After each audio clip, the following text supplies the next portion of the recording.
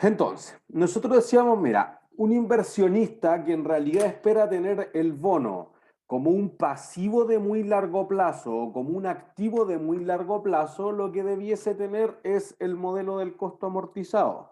Ese es el modelo contable en el que tú reconoces originalmente por el costo el activo y luego vas reconociendo las amortizaciones de acuerdo a las tablas de desarrollo que hemos hecho todo el semestre hasta que se extinga toda la obligación o la cuenta por cobrar, dependiendo en qué lado estoy. Si fuese el modelo del valor razonable, entonces tú tienes que recalcular todos los valores regularmente. Entonces diría, mira, el primer año le quedan 10 cupones traído valor presente que valen 100, pero si al segundo año ya le quedan solo 9 cupones y los traigo valor presente y valen 105, quizá eso te genere una ganancia. O si después al tercer año te quedan 8 cupones, lo traigo valor presente y vale 97, te genera una pérdida. Y entonces, igual que una propiedad de inversión, se registraría como un cargo a pérdidas por revaluación o un abono a ganancias por revaluación o ajuste a valor razonable. ¿Se entiende?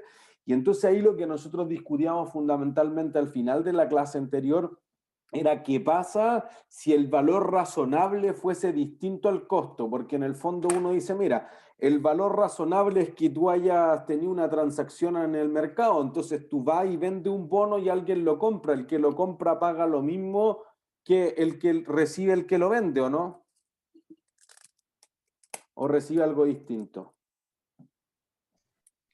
¿Cómo dijo? Si yo pago 100, el que recibe, alguien vende un bono y yo lo compro por 100, el que lo vende recibe 100. O sea, recibe lo que sale Recibe menos. que tiene el bono. No, no recibe eso, recibe menos. ¿Por qué? O sea, porque si yo vendo un bono que prometo pagar 100, obviamente si la persona que me compra 100 no tenía ningún sentido. Ah, pero, Porque wait. no, pero- De mi caja salió 100. Si eso es una promesa por 180, trascendamos de eso. El precio de mercado es 100, entonces digo, ah, pago 100 por ese bono. Al otro lado, ¿alguien va a recibir 100? No, porque tienen costo de transacción, ¿o no? Eso es.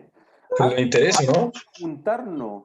Alguien tiene que pagar el derecho de bolsa, tiene que haber un corredor de bolsa. ¿Cómo nos llegamos a encontrar? Si fíjense que Entel nos anda hablando todos los días con todos sus tenedores de bono. Dice, oye, hay alguien que se dedica a eso, un corredor de bolsa. Igual que un corredor de propiedades, tú no sales a ofertar la propiedad por todos lados, contrata un corredor de propiedades. Y además, fíjense que, y esto pasa en todas las cosas de negocios, no solamente en finanzas, uno normalmente tiene un precio que es el bid y otro precio que es el ask. Esto lo más fácil es verlos con los dólares. Si tú, digamos que el dólar vale 800, si tú quisieras venderle dólares a una casa de cambio, ¿en cuánto lo venderías? Si el dólar vale en promedio 800, a menos que 800. Un ¿cuánto? poquito más. Un poquito menos, sus 770 por ahí. Ya, 780, listo, 20 pesos más. Y si tú quisieras comprar, ¿a cuánto los comprarías? 820 Un por poquito ahí. más. Listo. ¿Se entiende? Entonces el precio promedio es 800, pero nadie recibe 800. ¿Se entiende? Entonces esa es la razón de esta pregunta esencial. ¿Por qué el costo podría ser distinto a ese valor razonable o ese precio de mercado? Primero porque tú tienes que pagar una clasificación de riesgo, abogados que llevaron esto, escriturarlo a la Comisión del Mercado Financiero, ante notario, hacer un roadshow, pasearte para convencer a los inversionistas de que compren esto, pagarle a un banco de inversión que te hizo el prospecto legal, que te hizo el prospecto comercial, que fue a convencer a todos, que cuando llega la demanda fue tomando el libro de órdenes y fue anotando los mejores posibles, porque en el fondo siempre pasa. Yo vendo 100 millones de dólares, pero la demanda es 400 millones de dólares. ¿A quién le vendo? Uno diría, obvio, el que me dé la menor tasa posible. Sí, es cierto, pero voy a quedar peleado con todo lo otro. Por eso que los bonos se venden en tramos. Entonces yo defino que una parte podría ir a la FP, otra parte podría ir a las compañías de seguro, otro a los fondos mutuos, otro al inversionista retail, que somos todos nosotros, etcétera. Entonces eso produce una diferencia entre que si yo desembolso 100, quizá a la otra empresa no le van a llegar 100, le llegan 95.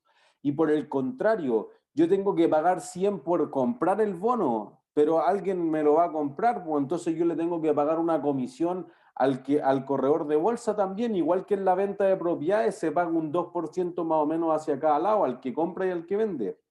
Entonces, eso hace una diferencia significativa y eso produce algo en la contabilización, porque en realidad tú dices, y es lo que nosotros terminábamos en la clase anterior, me voy a pasar a la pizarra para que esto quede más grande. Uno dice, mira, yo tenía un bono que calculé esto. Tenía 100, 100, 100, 1100. Entonces, 100, no sé qué pasó. Descontaba el 10% por un periodo, 100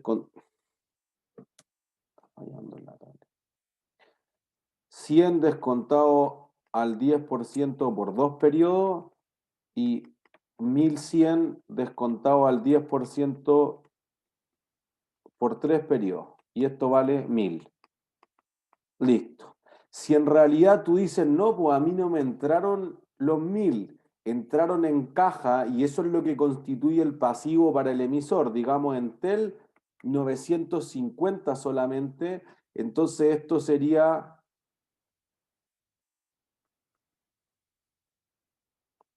esto.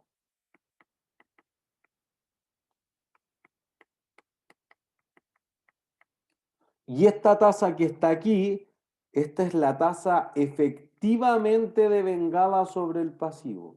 Esa es la tasa correcta a la que se debe contabilizar. Y eso es lo que vamos a mostrar con todos los ejemplos reales ahora. Entonces, por un punto premio, ¿esa tasa es más alta o más baja que el 10%?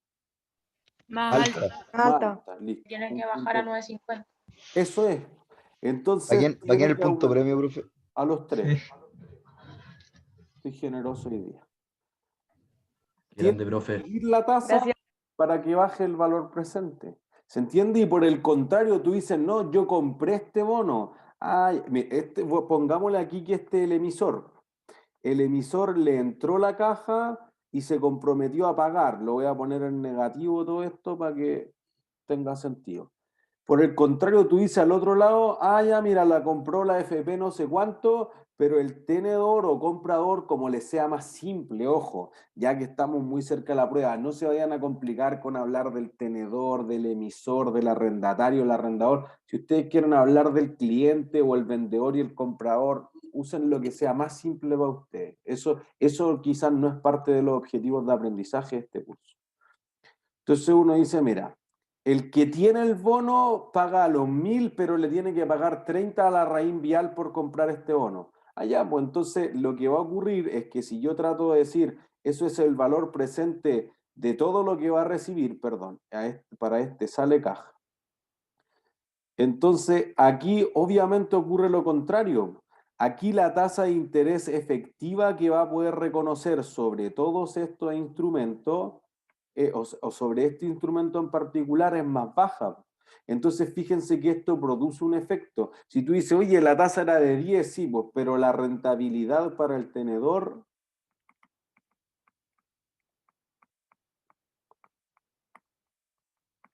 es invento, 9%. En cambio, si uno dice por el otro lado, el costo, porque es un pasivo, costo del pasivo, ¿por qué está mal? Costo, ahí sí. Está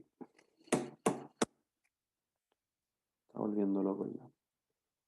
Costo del pasivo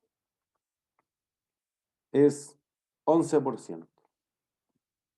¿Se entiende? Entonces, por un lado, al emisor le cuesta algo más. ¿Por qué? Porque en vez de llevar estos 50 a gasto o acá arriba, estos 30 que paga el comprador del bono, el tenedor, entonces, en vez de llevarlos directamente a gastos, los va a incluir en la tasa y los va a reconocer quizás 15 en el primer cupón, quizás 18 en el segundo cupón y quizás 17 en el tercer cupón, invento. ¿Se entiende? O al revés, los 30 para el tenedor va a decir, oye, estos son 8 en el primero, 10 en el otro y 12 en el último. ¿Se entiende? Entonces, ahí genera una diferencia porque en vez de llevar a gasto 30 o 50 en cada caso, voy a llevar una fracción más pequeña, incluyéndolo en la verdadera tasa de interés que genero sobre ese pasivo. ¿Se entiende? Entonces, eso solamente se da si tú utilizas el modelo del costo amortizado. Eso no te pasa si tú ocupas el modelo del fair value, por lo que terminábamos diciendo en la clase anterior. Si yo contabilizara el bono por 1030 o por 950 y digo un segundo después cuánto vale, vale 1000. Y entonces 1030 no da, no cuadra, entonces me va a crear una asimetría contable. ¿Se entiende? Entonces lo que uno trata de generar fundamentalmente ahí es que la contabilidad sea lo más fidedigna posible dentro de todas las complejidades que vemos que puede tener en la práctica, pero que represente lo que la empresa le debe a la gente, las utilidades que realmente obtiene, ojalá los flujos de caja que sean realistas para hacer las proyecciones financieras, para pedir préstamos, para comprar o vender acciones, para pagar dividendos, ese tipo de cosas. ¿Se entiende? Entonces, más allá que el asiento tenga 30 más o 30 menos, es que realmente reconozca la razón, el espíritu de negocios detrás de esa transacción. ¿Sí? Entonces, si se ocupa el valor razonable, se va directo a gasto. Y porque fíjense que lo que nosotros discutimos es que el modelo del valor razonable prácticamente no tiene sentido para el emisor del bono. Porque el emisor del bono dijimos, oye, vendió el bono y tiene que morir con el bono. Independiente que tú creas que lo puedes rescatar anticipadamente, pero es hasta que se extinga la obligación. El vendedor del bono tiene muy poco sentido que lo esté revalorizando todos los días y algún día te pago. No es así. Pero el que compra el bono podría deshacerse mañana del bono, quiere hacerse una pasadita. Entonces, en esa pasada podría ser que tú dices, me da lo mismo si paga interés o no, pero lo compré a 1000, subió hasta 1080 y listo, y vendí. ¿Se entiende? Entonces, eso puede hacer una diferencia significativa. Entonces, digamos, mira, bueno, justo acá, pues, el mismo número, los 1050. Entonces, si en realidad uno hubiera pagado comisiones de 5%, uno tendría 1050 y el bono se revalorizaría a 1000. ¿Se entiende? Entonces, esa simetría contable sería una tontera, porque tú dirías, igual voy a tener una pérdida por los 50. Entonces, mejor desde el origen tú lo hubieras llevado directamente acá. ¿Sí? Entonces, el bono debe ser contabilizado siempre que se ocupe el modelo del costo amortizado a la tasa de interés efectiva. Y la tasa de interés efectiva, al igual que la tasa implícita en los contratos de leasing, es justamente lo que iguala al valor presente de los cupones a lo que le entró o salió total para la empresa. O sea, si te salió los 1000 que le pagué a Entel, más las comisiones a la raíz vial de 1050, 1050 fue tu salida de caja. Pues al revés, yo recibí 1000, pero le pagué 20 a la raíz vial y me quedaron 980, 980 es tu entrada total de caja. ¿Se entiende? Esa es la lógica. Entonces, ¿cómo calculo la tasa implícita? Uno diría, mira, consideremos que tú prometiste pagar un cero cupón, para hacerlo bien simple, 1100 en un año más, y hoy día vale 1000. Entonces tú dices la tasa de mercado, yield to maturity, tasa de colocación, como quieran llamarlo, es 10%. Pero si tú en realidad tienes solamente que recibes 50 porque los costos de corretaje son 50, entonces los 1050 van a ser igual a 1100 traído valor presente. Entonces ya no es 10%. Fíjense que en este caso lo hicimos extremo, la tasa efectiva es solamente 4,76 y por el contrario hacia el otro lado, fíjense, si yo hubiera recibido 9,50 de los 1000 que pagó, entonces la tasa que produce que 1100 sea igual a 9,50 es 15,79%, no es los 10% originales. Y con esa tasa debo hacer la tabla de desarrollo. ¿Sí? Por ejemplo, en el material de estudio, el ejercicio de pura sangre, que es un ejercicio que yo creo que estaba en la prueba 2018 probablemente, ahí tiene ese efecto. Dice, oye, tiene tales costos de emisión, entonces tengo que calcular la tasa efectiva, después hacer la tabla de desarrollo y después recién contestar la primera pregunta. Entonces podría pasar que quizá en un ejercicio quizá entender el problema sea uno de los objetivos de aprendizaje y después lo que te están preguntando, quizá en la primera pregunta te hace hacer varias cosas, convertir las tasas, valorizarlo, tabla de desarrollo, tasa efectiva, etc. Pero después el resto de las preguntas quizá es muy simple, porque te van preguntando cuánto fue los intereses de alguno, cuál fue el asiento, o cuál fue la revaluación del bono, etc. ¿Se entiende? Entonces, ojo también, porque quizás resolver lineal una prueba quizás no es el óptimo. Quizás creen una estrategia, quizás se sienten más fuertes, que quieran súper buenos los resultados del control de ejercicio 2 en activos intangibles particularmente. Entonces, si alguien quiere partir con intangibles y quizás le es más raro los bonos, bueno, dejo bonos para el final. También preocúpense de crear una estrategia que no vaya a ser que ustedes partieron con una pregunta de bonos, que al azar, pues como le sale aleatoriamente, que eso no depende ni de usted ni de nosotros, depende de WebCurso, y les aparece una pregunta súper dura, tuvieron mala suerte, eso no les vaya a jugar en contra de poder demostrar los conocimientos y los objetivos de aprendizaje que han obtenido ustedes durante el último casi un mes completo. ¿Entienden? Por si acaso, para que no vayan a partir, ustedes siempre tienen navegación libre, se pueden mover entre todas las preguntas, entonces ahí ustedes creen su propia estrategia para que no vaya a ser que como que se tropezaron al principio y esto después les juegue en contra. ¿Sí? Entonces lo que uno dice es, mira, si yo calculara la tasa de efectiva, en el otro caso hubiera sido 15,72. ¿Se entiende? Entonces lo esencial es que los costos de adquirir un bono disminuyen la rentabilidad de la empresa, o por el contrario, los costos de vender un bono aumentan el costo de la empresa.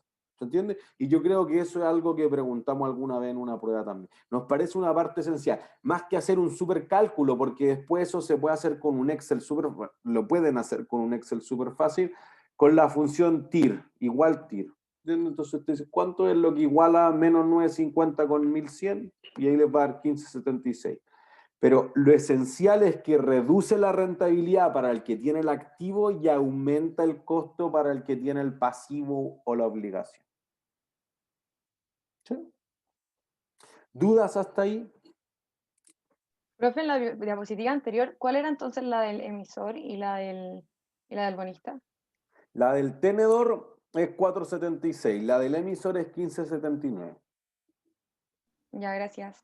¿No hay de qué? Entonces, veamos cómo aplican esto las empresas y después nos hacemos un super ejercicio. Miren. Acá. Entonces, fíjense. Rutas del Pacífico. ¿Sí? Adertis, que tiene la concesión de la carretera a Viña, dice, mira, ¿cuánto tenemos en activo? Al 2015, porque aquí era mucho mejor explicada la política contable que tenía. 331.000 millones. La mayor parte de esto es un intangible. ¿Qué intangible?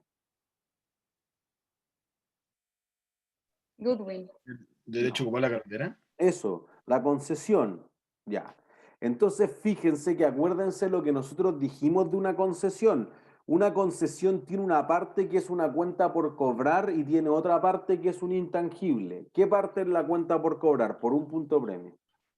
El Estado, una cosa así. La ¿no? que no, eso. ¿Activo por derecho de uso? ¿No? Es la que el Estado garantiza le el garantiza. Estado. La Eso es. intangible La obligación por leasing. No hay obligación por leasing. no está Nada. garantizada. Eso. Una garantía del Estado. Eso, lo que dice Magdalena, un punto.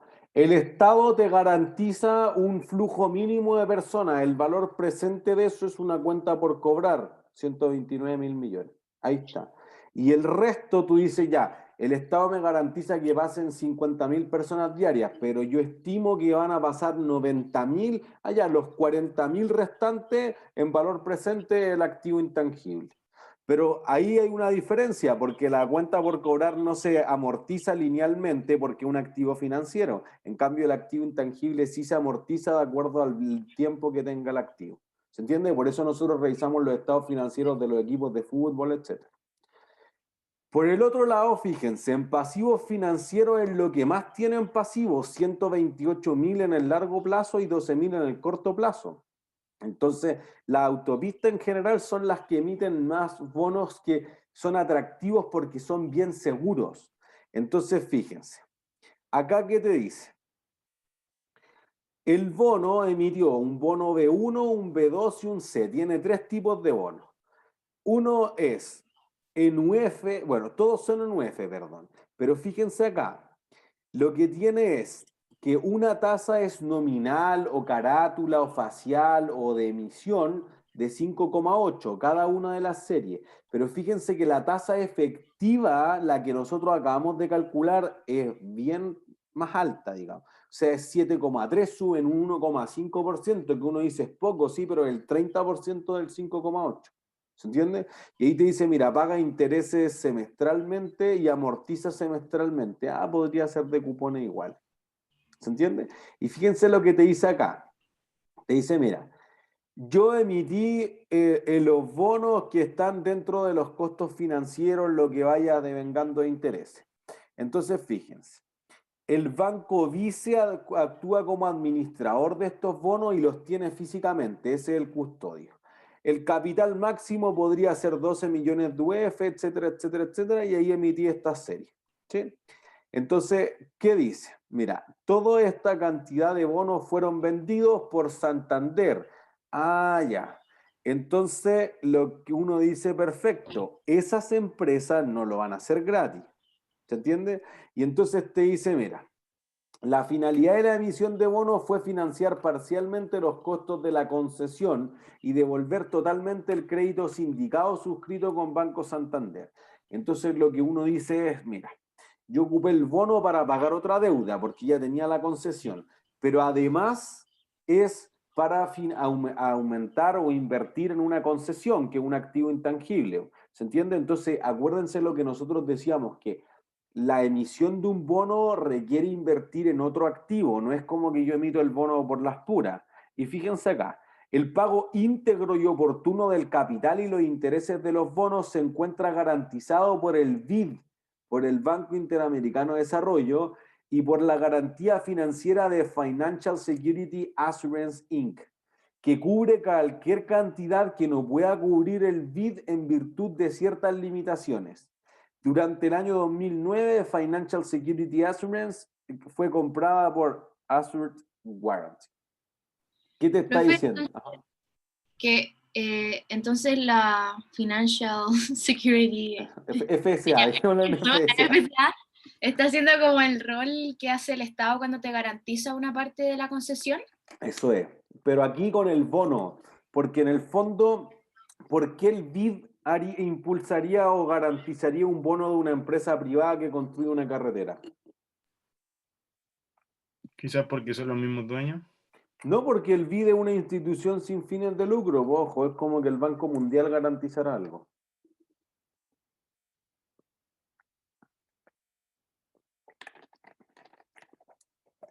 Una carretera en Latinoamérica, os piensen, en el año 2000.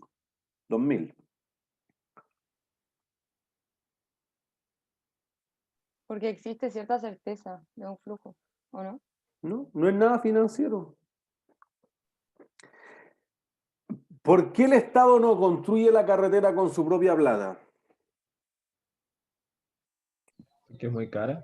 Mucha. ¿Y por qué no tiene? Ustedes ven los montos del bono. Entonces, 10 millones de UF, eso en ese momento deben haber sido unos 300 millones de dólares, para que se hagan una idea. Pero con un monto máximo de 12, porque si la construcción se alargaba, etcétera, el Estado no tiene eso. Entonces, por eso que las concesiones han sido parte importante del desarrollo de particularmente los países latinoamericanos. Entonces tú dices, mira, el BID no puede financiar la carretera, pero ¿qué puede hacer? Poner la cara. Eso significa garantizarlo. Entonces dice, mira, si no te paga Abertis, paga el BID. Ah, el BID te paga todo evento. ¿Se entiende? Es como que el Banco Mundial o el Fondo Monetario Internacional dice, ah, si no paga Grecia, yo pago. Ah, ya. Libre de riesgo te queda. Y como queda sin riesgo, entonces, ¿qué pasa con la tasa?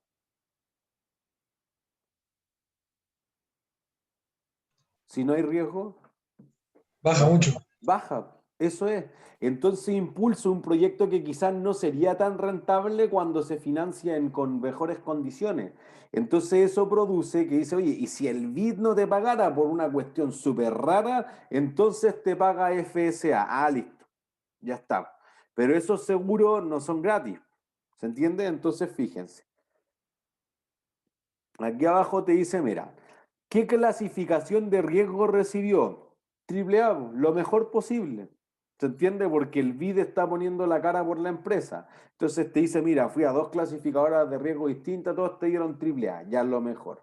La tasa efectiva determinada, corresponde al 7,33 que veíamos arriba.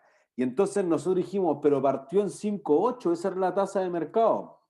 Sí, pero se consideran que los gastos de inicio desembolsados en la colocación de los bonos, más las primas de los garantes de esta empresa FSA y el Banco Mundial, van a generar una diferencia. Entonces la prima de los garantes le suma 0,81 y los gastos iniciales le suman 0,75. ¿Se entiende? Tú contrataste un seguro contra el impago del bono, lo mismo como un seguro de auto. Y además todos los gastos al principio, el 1.000.000, 2 millones de dólares que te haya cobrado el agente asesor, se diluyen en el tiempo y se transforman en una tasa. Entonces fíjense que si al 5,8 tú le sumas los 0,75 y le sumas el 0,81, te da justamente el 7,33. ¿Se entiende? Entonces tú puedes decir, oye, el roadshow le suma 0,1, la clasificación de riesgo le suma 0,20, le puse este swap o este credit default swap, es el concepto para este seguro o esta garantía de que te van a pagar, y ahí el CDS cuesta tanto, y así sucesivamente, y tú dices, estas 5 partidas en que una tasa de mercado de 5,8 realmente hagan que el pasivo devenga una tasa de 7,33. ¿Se entiende? ¿Es claro hasta ahí? En este caso es la Vertis el que está tomando el bono y el BID el que estaría como poniendo la cara en cierto sentido. Claro, no sabemos quién lo compró, pero dice, oye, si Avertis se cae de espalda y quiebra, el BID va a pagar lo que falte por pagar. Y ahí también tiene que haber como un contrato por medio con el BID con el Avertis, ¿o no? Sí, claro, todo hay contrato, porque además del BID es con FSA, porque le pusieron como 2 seguros. Entonces, en el fondo ya, si choca yo pago hasta 5 millones, pero si tu auto valía más, entonces lo que falte lo paga FSA. Ah, Es ya, más ok. seguro todavía. Profe, ¿y esos bancos qué es lo que reciben entonces? Reciben las pólizas de seguro, pues tú le vas pagando regularmente igual que cualquier seguro. No, ya. El BID no recibe nada en todo caso, porque hay una institución sin fines de lucro, pues para apoyar el desarrollo de los países latinoamericanos. ¿Sí? Entonces, miren, veamos otro ejemplo. Aquí está la Universidad de Concepción, para que se hagan una idea, no solamente la Diego Portales y la de Concepción fue la primera en emitir bonos allá por el 2002, 2003. Entonces, no solamente las mega empresas, las universidades pueden emitir bonos también. Entonces, fíjense acá, en los pasivos financieros, otros pasivos financieros, tiene 16.000 millones en el corto plazo y 126.000 millones en el largo plazo. Eso es algo que le ha pasado a la Universidad de Concepción, está muy endeudada. Entonces, fíjense lo que dice en sus instrumentos financieros. Dice ya, aplico la IFRS 9, que es lo que se aplica sobre la acción y sobre los bonos y sobre las cuentas por cobrar también. Y te dice, la medición inicial es en función del valor razonable, incluyendo los costos de la transacción, pero fíjense, solo en la medida que su valorización posterior sea en función del costo amortizado. Posteriormente al reconocimiento inicial, estos instrumentos son valorizados al costo amortizado si el activo se mantiene dentro de un modelo de negocio cuyo objetivo es mantener los activos para generar flujos de efectivo contractuales. Muy largo, lo voy a aguantar hasta el vencimiento. ¿Sí? Entonces, se valoriza en función del valor razonable en la medida que el instrumento no cumpla con las características del punto anterior. ¿Se entiende? Entonces ahí uno dice, ah, ya, perfecto. Si esa diferencia se produce, entonces los que sean a valor razonable van a contrarresultado y si van a costo amortizado no tengo que volver a revalorizarlo. ¿Se entiende? Y ahí lo mismo para el pasivo financiero, es medido en función del precio de la transacción, incluyendo los costos de transacción. excepto en la medición inicial de pasivos financieros que se miden al valor razonable con cambio en resultado. En ese caso, no lo va a hacer. En ese caso, los costos asociados se imputan al estado de resultado. ¿Se entiende? Y está clarito. Eso es lo que nosotros estábamos diciendo recién. Y entonces, fíjense, ahí está, dentro de los pasivos financieros, la parte que tiene con bonos. Entonces uno dice, oye, obligaciones con bancos e instituciones financieras son esto. Pero las obligaciones que tiene con plazos de vencimientos, aquí tiene una parte mayor en bonos. ¿Se entiende? Y ahí te dice, oye, yo emití esta swap, ya, cosas financieras más complejas. Pues le puse el CCS, que es en el fondo que yo me endeudé en UF, pero intercambié los pagos en UF por peso, etcétera. Ya. ¿Para qué? Para pagar este préstamo y tener la emisión del bono corporativo, que el 18 y el 17 de noviembre del 2014 se hicieron eso. ¿Se entiende? Y ahí está el mnemotécnico del bono de la Universidad de Concepción, el primero, así que era el A, y después el segundo le pusieron B. Comprende 96 cupones de pago de intereses y, capital, y amortizaciones de capital. El último cupón contempla el 40% del capital colocado, etc. Y ahí te da todos los datos de cómo se van a pagar, etc. Y fíjense que además uno ve los otros pasivos financieros y ahí uno ve, mira, ¿qué tienen pasivos financieros? Leasing.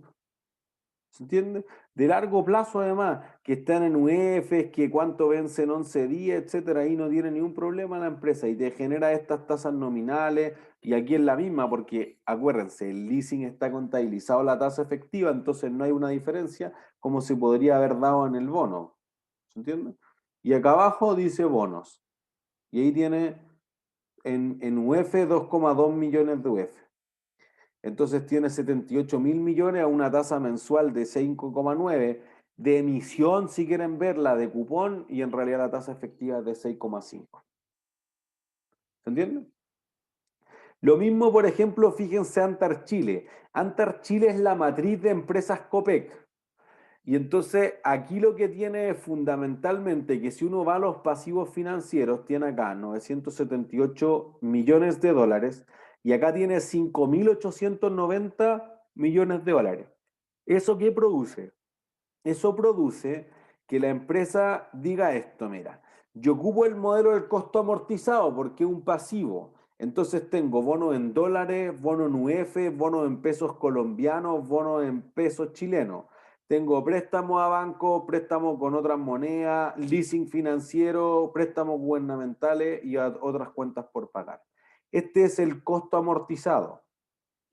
Pero fíjense que además calcula el fair value. Eso es lo importante. ¿Por qué? Por si acaso. Si alguien quisiera saber entonces qué ha pasado con la deuda de Antar Chile, insisto, que es la matriz de empresas Copec. Dice, ah, ya, eso es lo que ha pasado.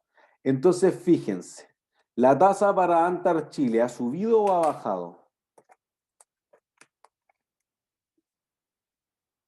Bajó, ¿no?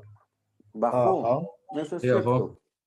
Porque el valor presente ahora es más alto. ¿Se entiende?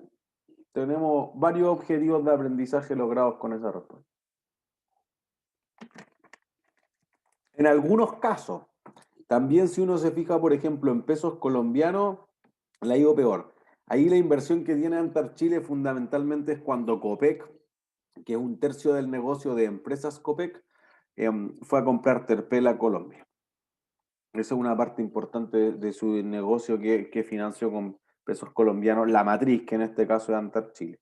¿Se entiende? Entonces no está obligada a mostrar el valor justo, pero lo calcula. O sea que es un indicador importante para la gerencia, para tomar decisiones, si eventualmente tiene que salir a rescatar anticipadamente. Dice, mira, tendría que pagar esto, pero me ahorraría tanto en intereses, que era lo que explicábamos en la clase anterior, etc. ¿Sí?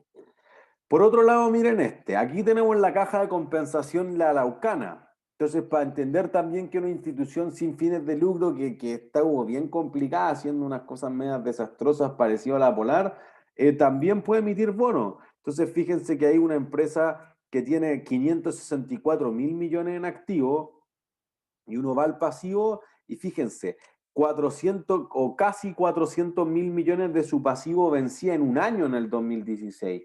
Entonces, cuando uno dice, oye, eso le mete en una presión financiera impresionante.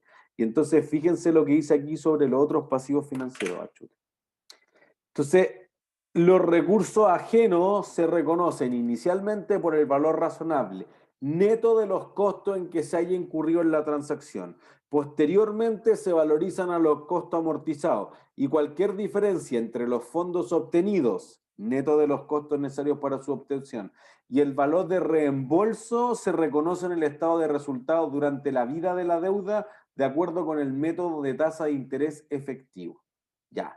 La diferencia entre lo que obtuviste ahora y el valor que prometí pagar, ¿qué es? Por un punto premio.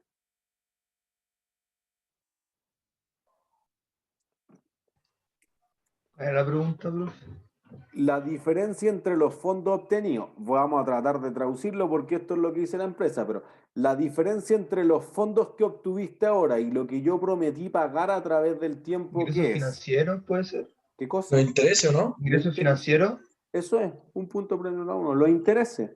Eso es. Entonces tú dices, oye, yo obtuve 100 y prometí pagar 130. Bueno, esos 30 son intereses. ¿Cuánto en cada momento del tiempo? Tasa de interés efectiva. Ahí está. ¿Entiendes? Eso es lo que hacen las empresas. No es que nosotros estemos hablando de unas cuestiones de la NASA que no lo hace ninguna empresa. Hemos mostrado muchas empresas que hacen eso. ¿Entiendes? Entonces, fíjense, empresas que mantengan los activos al valor razonable, aquí les muestro Banchile, porque habíamos dicho en la clase anterior, una corredora de bolsa tiene de todo. Entonces, fíjense, en sus activos, porque ellos son los que compran mayoritariamente esto, tiene algunos a valor razonable, algunas acciones que es renta variable o renta fija, que decíamos que era de largo plazo, intermediación financiera, está en eso. Algunos podrían estar al costo amortizado también y acá hay 39.000 millones. Entonces tú dices, oye, una parte los mantiene para negociar en el corto plazo, que son esos 26.000 millones de ahí, y otra parte la mantiene a el costo amortizado, los voy a esperar hasta el fin de los días. Definiciones, podría ser el mismo bono y tú dices, pero el 20% lo voy a aguantar y el otro 80% lo podría vender, o tus políticas internas de control también, de compliance. Me pasó que al asesorar a la mutual de seguridad lo que más hacía era invertir en bonos, no construía hospitales, nada, decía tengo que tener liquidez y cuando si se accidenta un trabajador, ojalá que no, pero si ocurre eso, yo liquido todos los bonos y pago todo lo que tenga que pagar en la mejor clínica del mundo y lo llevo en helicóptero y todo, no hay problema. Bueno, si tú compras un hospital, no te es fácil hacer caja con el hospital, pero si tú tienes un bono, al otro día puedo tener la caja para pagar eso. Entonces lo que ellos más hacían era tener un activo que era el fondo, por ejemplo, para accidentes catastróficos. Y eso financiaba un pasivo que era contingente, dependía si alguien se accidentara, que estaba al otro lado del balance. Entonces fíjense que en algunas veces eso te va a servir en el corto plazo. Oye, yo tengo que cualquier día convertir esto en caja y tener que pagar. En otros casos tú podrías decir, oye, mira, las mutuales podrían pagar podrían pagar una pensión por incapacidad permanente o por enfermedad profesional. Bueno, ¿cuántos años tiene? 40. Ay, hasta que se pensione van a ser 20 o 25 años más, entonces nosotros vamos a tener que pagar ese pasivo por 20 o 25 años. Necesito un activo que me dé flujos por ese tiempo. Ahí está, activo al costo amortizado. ¿Se entiende? Esa es la lógica de qué tendría sentido hacer eso. ¿Se entiende? ¿Sí? ¿Dudas? Sí. ¿No? Ya, entonces vamos al ejercicio para que con eso terminemos la clase hoy día. Mira, al principio, para soltar la mano, esto es como hacer matemáticas financieras nomás, este es un ejercicio amoroso para que ustedes puedan convertir tasas, hacer la tabla de desarrollo, por si alguien tuviera problemas quizás con la parte quizás un poco más mecánica, ahí tiene para soltar el ejercicio, uno es amoroso en ese sentido. ¿Sí? Después uno tiene uno que es algo más simplecito, que uno dice, mira, tiene hartas preguntas, si es bullet, si se colocó, etcétera, más bien para jugar con si está por encima de la par o por debajo de la par. Entonces ahí pueden realizar el ejercicio de constructora del Norte Grande. Nosotros el que vamos a hacer, el de Intil. Entonces, fíjense. ¿Dónde dejé Intil?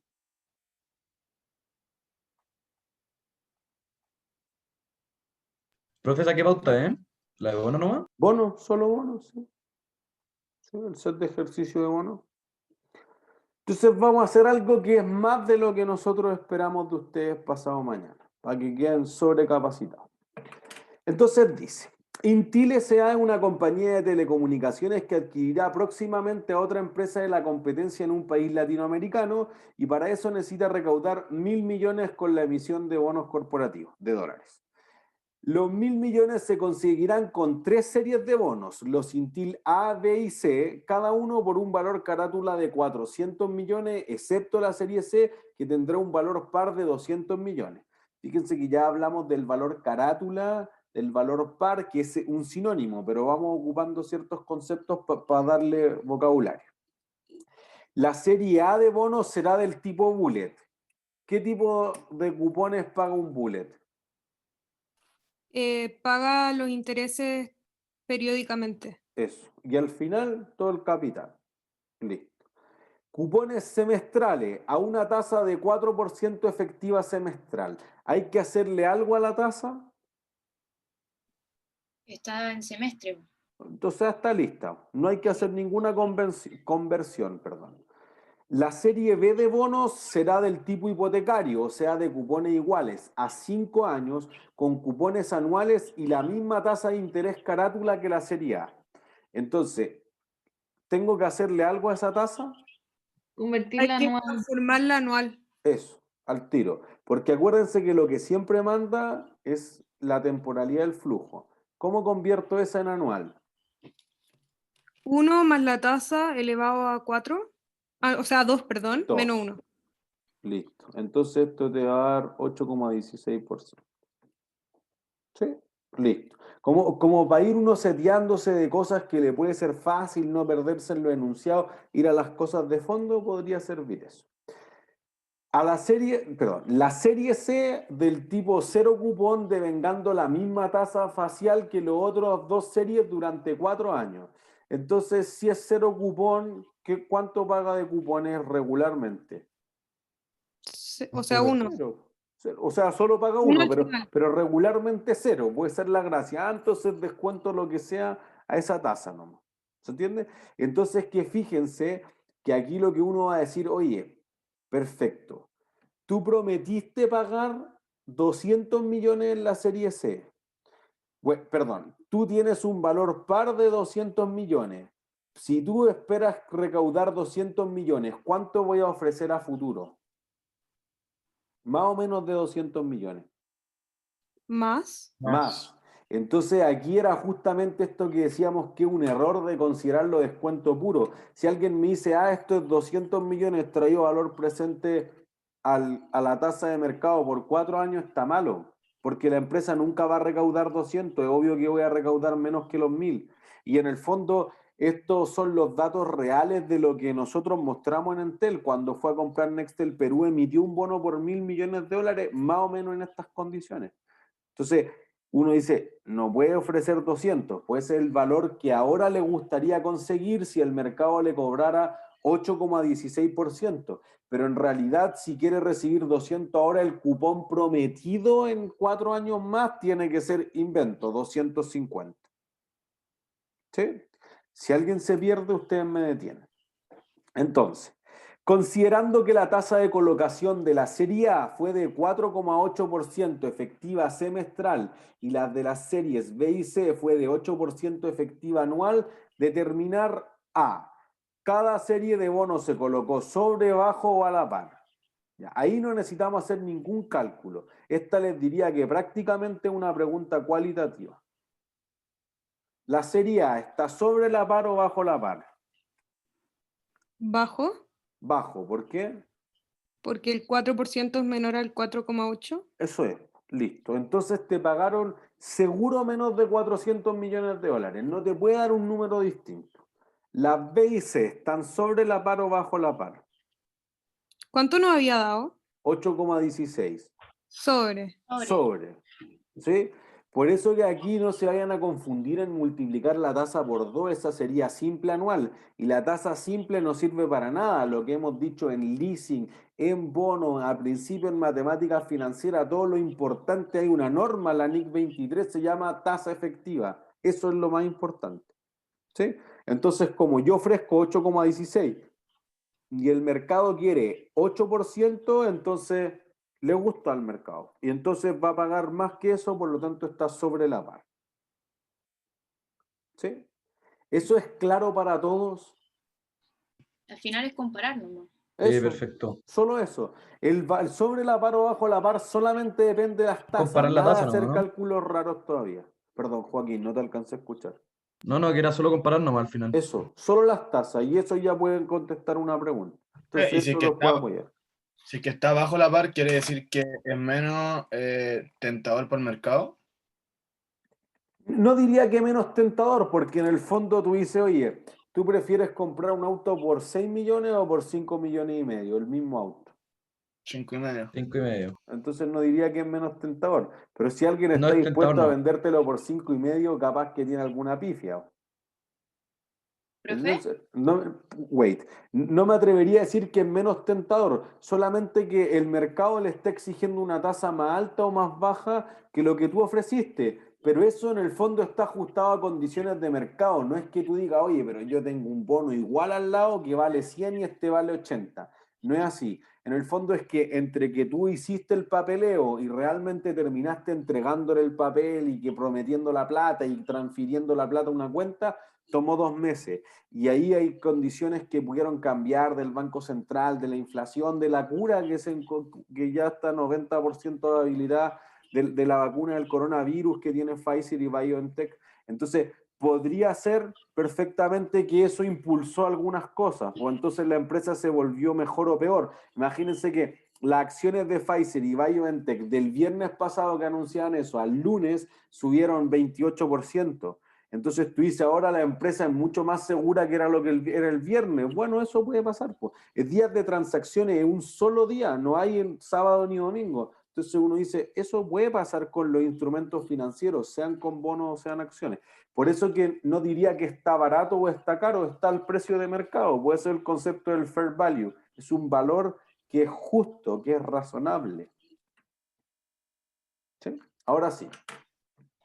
Que así como ya poniéndome en el caso de la prueba, ¿existe la posibilidad de que me den muy parecidos que estén a la par? Y como, ¿desde qué decimal ya se empieza a contar que ya está a la par? No, es que podría decir, hoy este es 4 y este es 4 hasta la par. Pero si fuera como 4,155 y 4,154, ¿está a la par? Una gran pregunta. Sí, o sea, si me enviaran a recorrección eso, yo diría que sí, quizás solamente para la estandarización de la prueba no, pero yo diría que sí, porque saber leer el tercer decimal creo que no cumple ningún objetivo de aprendizaje de este curso. Nosotros lo que queremos evaluar es que se cumplan ciertos objetivos de aprendizaje, o sea, que uno sepa reconocer, no sé, en intangible en la fase de investigación y la de desarrollo, y cuando es de desarrollo interno, cuando lo compro separadamente, una combinación de negocios, que el modelo del costo, que si revalúa, que por cuánto tiempo hay que depreciar, amortizar o el valor residual, si tiene o no tiene. Ah, ya. Eso nos interesaría. En bono, bueno, en leasing creo que está súper claro si es financiero, si es operativo, que si tiene el activo, que si no tiene el activo, que tiene el pasivo. Y en bono, quizá una cosa un poco más mecánica, que puedan preparar bien una tabla de desarrollo, que puedan convertir bien una tasa de simple a efectiva, pero si tiene 3 decimales o 4 decimales, la instrucción siempre es la misma, con 2 decimales, inclusive los porcentajes. Entonces, pero creo que eso no es algo esencial. Hay Ya, cosas más importantes para nosotros como profesores. Ah, ya. Ujú. Ya, entonces no me complico por esa cosa. No, pero sigan justo la regla que dice las instrucciones. O sea, igual que en el control de ejercicio que ya rindieron y que les fue súper bien. Entonces dice, mira, si ustedes tienen 12,34, entonces eso es 12,35. Si hacen eso, no deberían tener esta cosa que a veces les da 909,8 y 909,6. Creo que nunca se nos puede haber pasado una pregunta, pero ninguno de todos los profesores del curso considera que debiéramos poner una respuesta así como 909 y 909,01. Es una estupidez porque los va a distraer y no cumple el objetivo fundamental de aprendizaje en el curso. ¿Se entiende? Entonces siempre nosotros, después cuando estamos chequeando todas las preguntas y el otro día estuvimos 5 horas, desde las 8 hasta las 1 de la mañana, lo hacemos a mano, igual como lo harían ustedes, entonces para replicar la misma experiencia que hacen ustedes. Así que esperemos que no salga eso, pero si no en la recorrección yo consideraría que eso está a la par, por si acaso. B, entonces, los asientos de la colocación y los pagos de los 3 primeros cupones para el emisor de los bonos de la serie A costo amortizado. Ya, entonces digamos que el emisor prácticamente nunca va a ocupar algo distinto que el costo amortizado. Entonces, en la serie A, ¿qué debería hacer primero? ¿Encontrar la cuota? Ya, listo, calcular la cuota. Entonces, la serie A, leámoslo de nuevo. La serie A es del tipo bullet. La cuota, entonces, es de solo interés. Lo voy a anotar aquí. Solo interés. Entonces, como los cupones son de solo intereses, ¿cuánto es la plata que pide la serie A? El interés por el principal. Ya, ¿cuánto es el principal? 400. 400. 400 palitos. ¿Cuánto promete pagar de intereses sobre eso? 4%. Listo. Y como dijimos al principio, la tasa ya está, ahí está, 16 millones. ¿Se entiende? Y entonces ahora digo, mira, voy a pagar 5 cupones de 16 y el último cupón va a ser de 16 más los 400 del principal. ¿Sí? Del valor par, como quieran llamarlo, lo que sea más simple para usted. Entonces, tengo eso. ¿Y a qué tasa la tengo que descontar para calcular el valor presente del bono? La tasa de mercado. Eso, 4,8. ¿Se entiende? Entonces ya sabemos que el valor presente nos va a dar menos de 400, lo que respondíamos en A. Entonces veamos.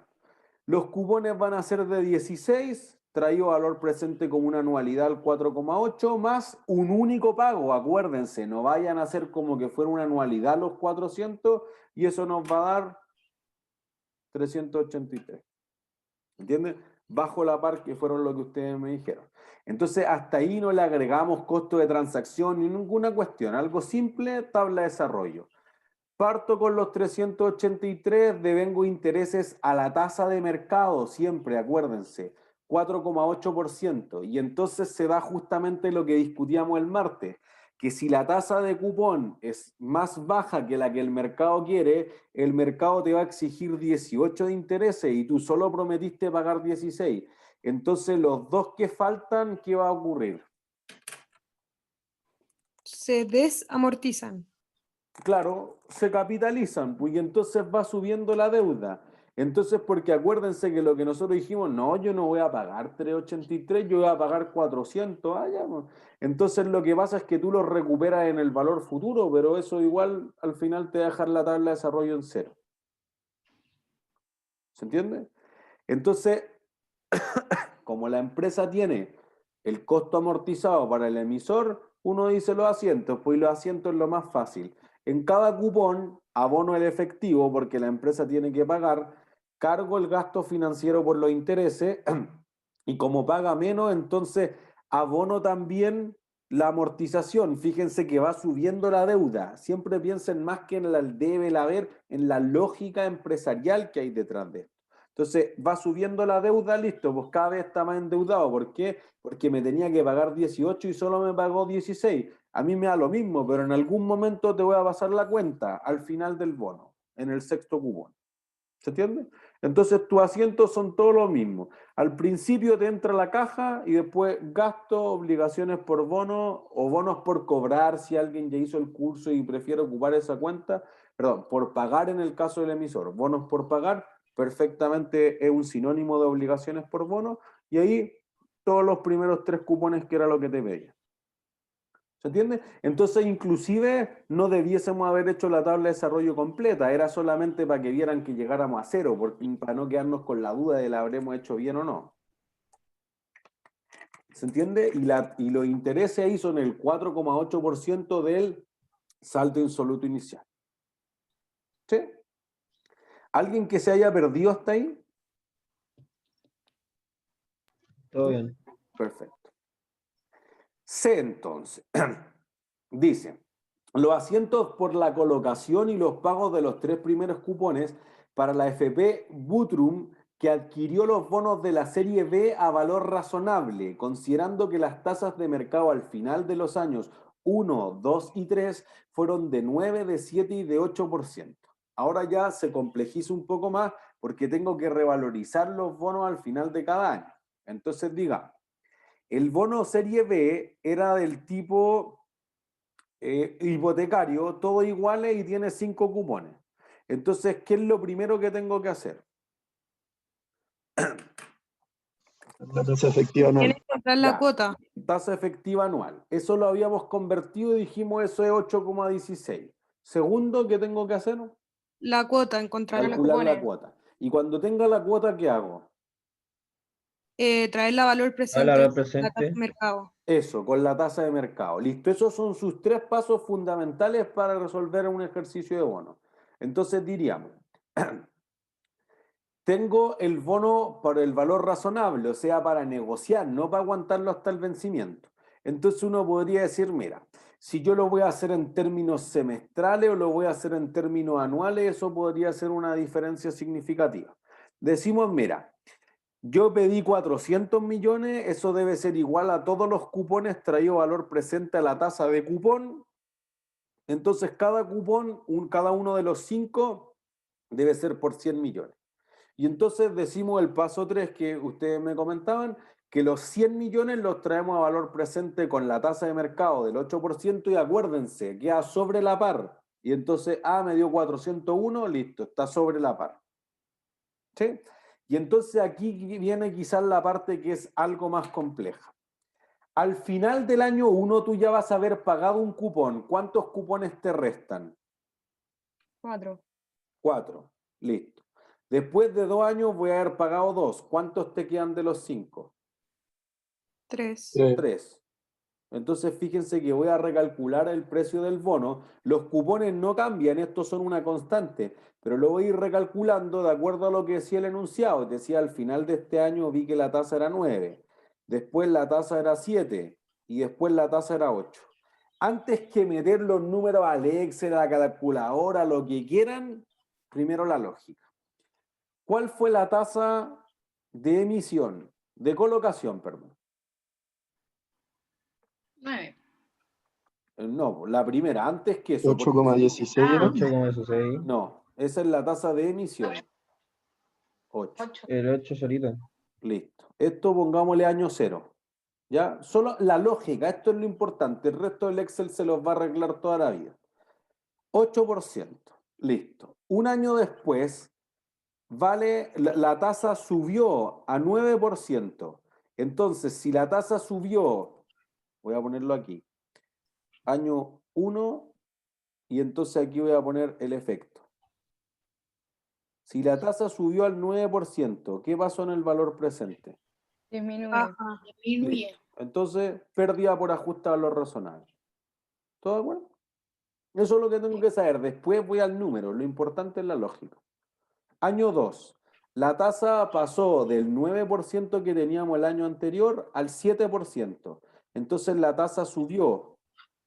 Perdón, bajó. ¿Qué pasa con el precio? Aumenta. Aumenta. Y en el último año, entonces me quedo un poco corto. Voy a ir de acá a acá. Subió de 7 a 8. Si subió la tasa, ¿qué pasa con el valor presente? Disminuye. Disminuye. Entonces debiera registrar una pérdida. Sí o sí. Uno va a decir, no, pero es que cada año el valor es más bajo, todos los años pierdo. No, no pierdo. Porque mientras tanto, la empresa me pagó 100 millones. Y la diferencia entre los valores no es de 100 millones. Esa es la diferencia.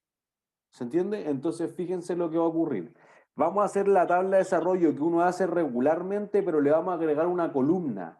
¿Cuánto varió esto? Entonces, el primer año tú dijiste lo coloqué a 8, listo. 8% voy a devengar de intereses sobre los 401, que era el valor de colocación. Eso es 32 millones. El cupón es de 100, por lo tanto, lo que sobra reduce la deuda hasta 333. Entonces, ese día, pensemos en el 31 de diciembre, la empresa dice cuánto vale el bono en el mercado. 325. Ah, ya. Y yo digo que contablemente vale 333. ¿Gané o perdí plata? ¿Perdí? Perdí. Perdí. Listo, que eso fue lo mismo que dijimos recién. Ah, como subió la tasa, perdí plata. Listo. Entonces llevaría a resultado pérdida por ajuste a valor razonable por los 7.284.000 contra el valor del bono. ¿Se entiende? Contra el La activo pérdida es la financiero. variación, ¿o no? Profe. Eso, la variación es la ganancia o la pérdida. Si ustedes le quieren poner de esa forma y le es más cómodo.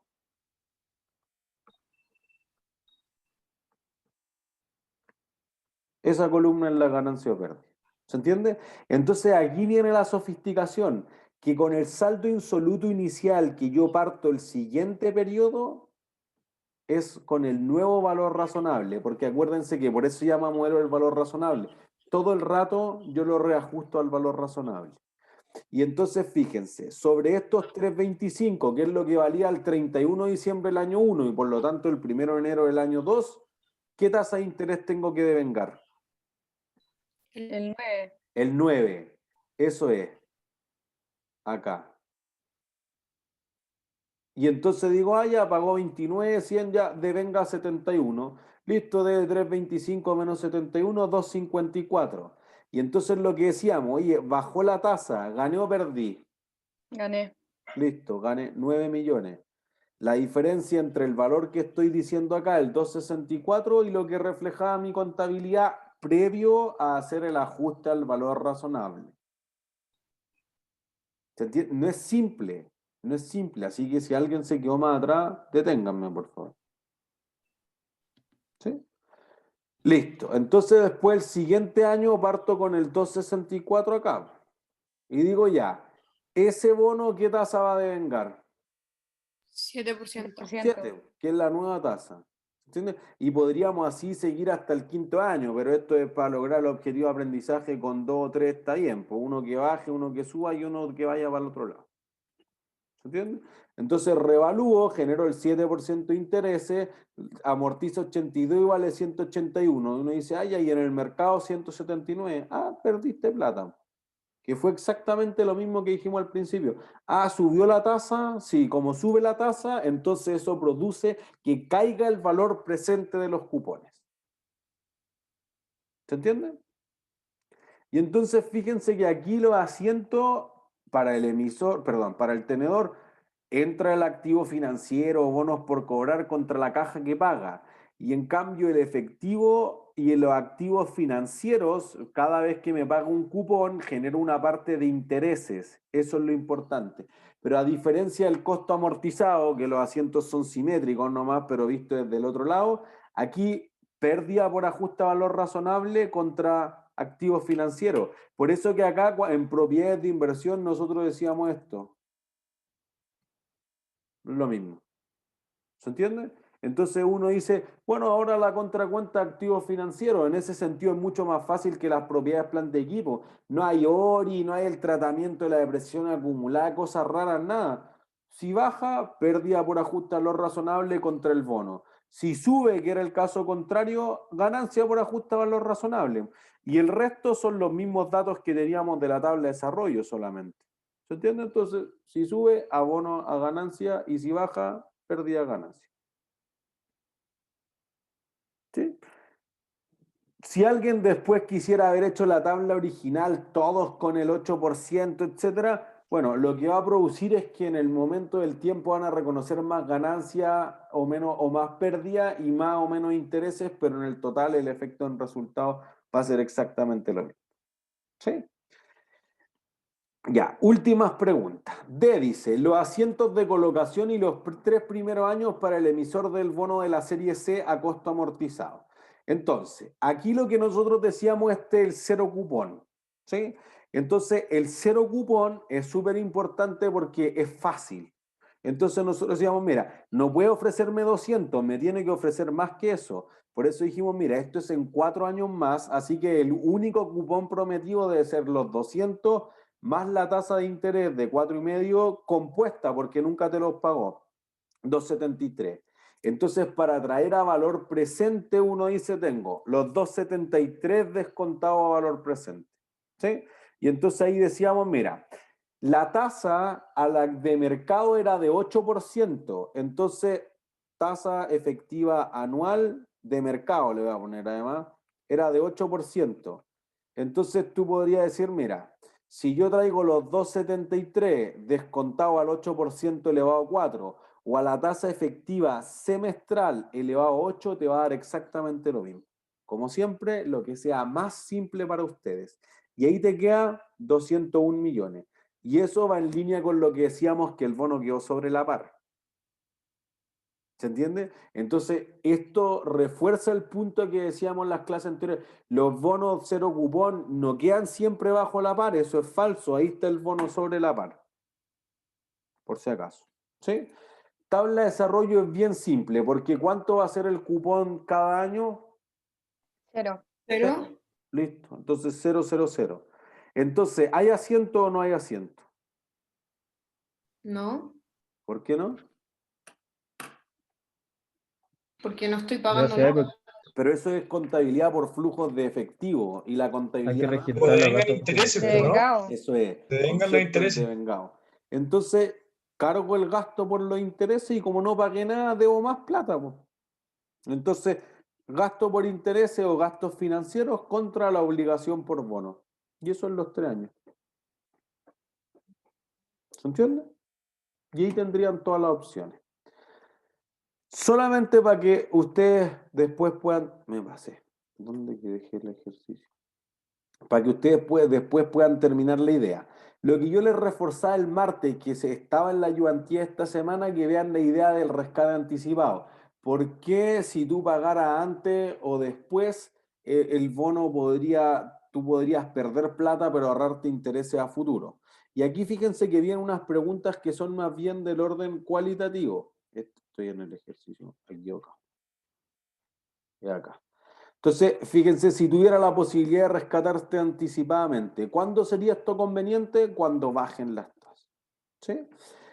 Después, haga el asiento, es un solo asiento y eso igual a la ayudantía. Si quieren, vean la ayudantía y traten de replicar esto. Y después lo que uno diría es, mira, ¿cuánto sería la ganancia o la pérdida que tiene el comprador, la FP, si justo luego de pagar el primer cupón decidiera vender los bonos a una tasa de mercado efectiva mensual?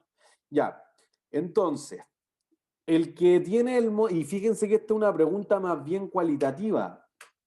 Si tú tienes un bono que lo tienes al valor razonable y lo vendes al valor razonable, ¿cuánto ganas? ¿Nada?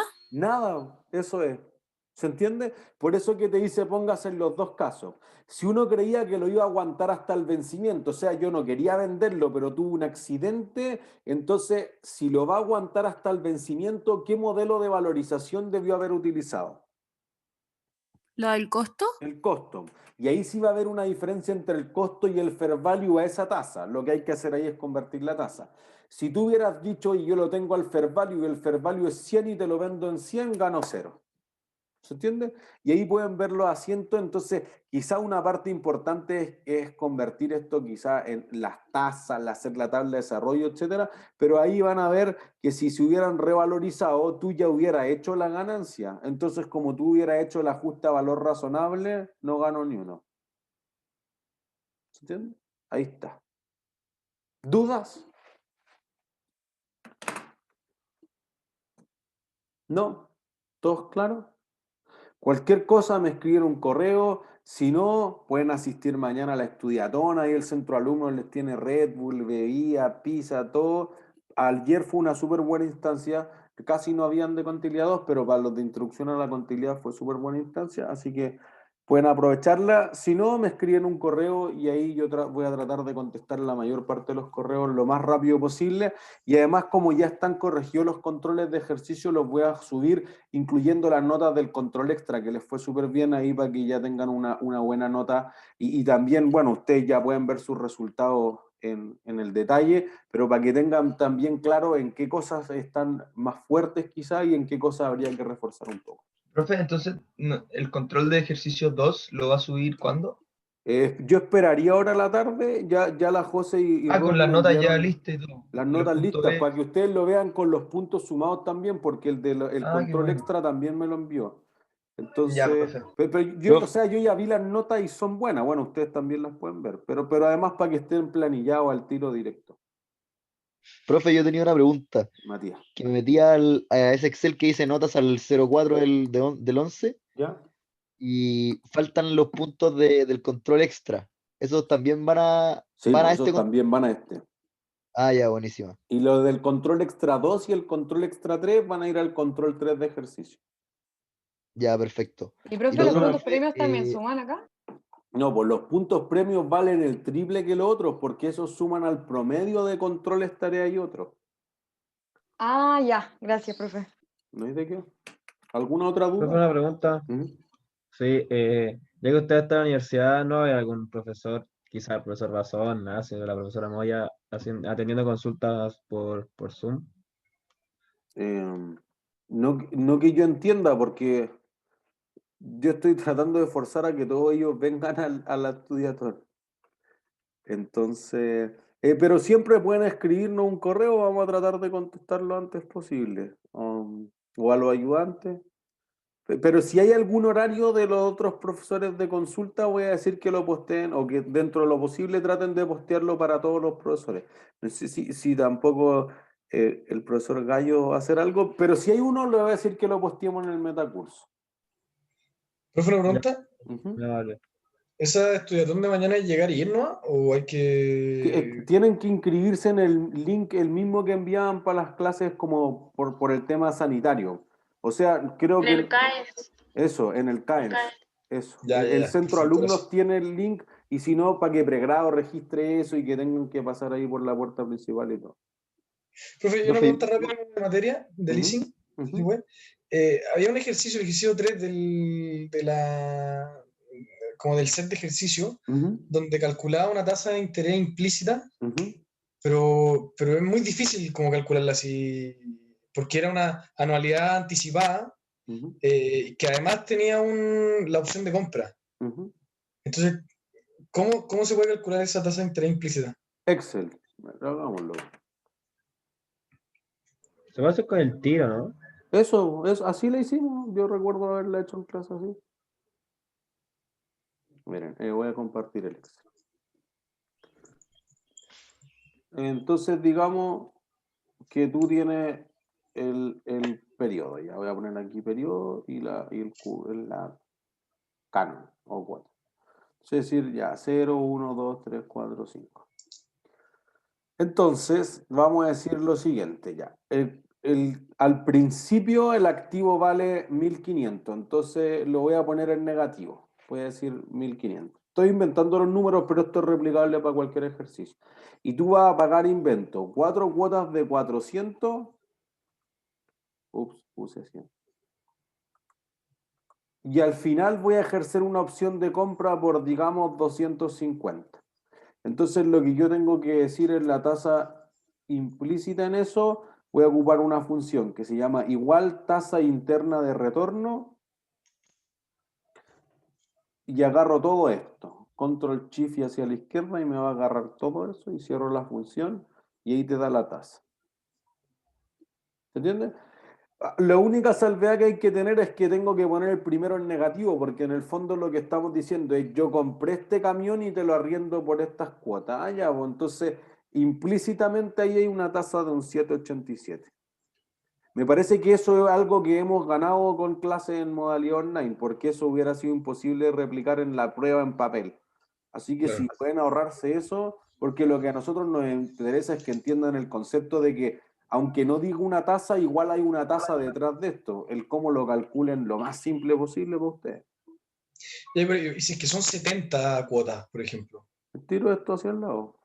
Se va haciendo, ya, sí, Sí, sí, perfecto, podría. perfecto, ya. O sea, yo creo que en el de la clase fue con el 120, una cosa así, y lo estiramos hacia abajo nomás y calculamos la tasa. Perfecto. Ujú. Profe, yo tenía una pregunta como de algo de la prueba 2, pero no de materia, sino que ¿va a haber algo extra para la prueba 2? ¿Es la prueba 2 y algo más para la nota final? Em, Esperemos que no. Esperemos que les vaya tan bien que no necesiten nada más. Pero sí, por ejemplo, la tarea 2, la encuesta se contestó que iba a ser mayoritaria, que querían que se hiciera una tarea 2. Entonces esa tarea 2 esperaríamos que no tenga que suplir la nota, pero podría ir al ítem que corresponde, que es tareas, control y tarea. O sea, les diría que en principio no tenemos considerado nada extra para la prueba 2. La nota que se saquen es la nota. Pero esa tarea 2 van a ser puntos extras para cualquiera de ambos ítems. En este caso No, sería pues para el control, muy control de probablemente. ejercicios 3, porque eso es lo que va a Ya, de tareas, controles y otros. ya. Pero, Entonces, por pero esa ahora tarea eso 2 se sería sumaría. como un control extra, no sería que se le suma un control. No, pues se le Sería, claro, sumaría. sería como un control extra, pero un caso en Ah, general es más complejo que un control, por eso se le asignan más puntos que un control de lectura, digamos. Ah, no, pero eso, a eso ya mi pregunta, profe. Esa tarea son puntos, no es una nota. Eso. Ya, perfecto. Muchas gracias, profe. No hay de qué. Que estén bien. Chao, chao. Chao, profe, que le vaya bien. Igualmente.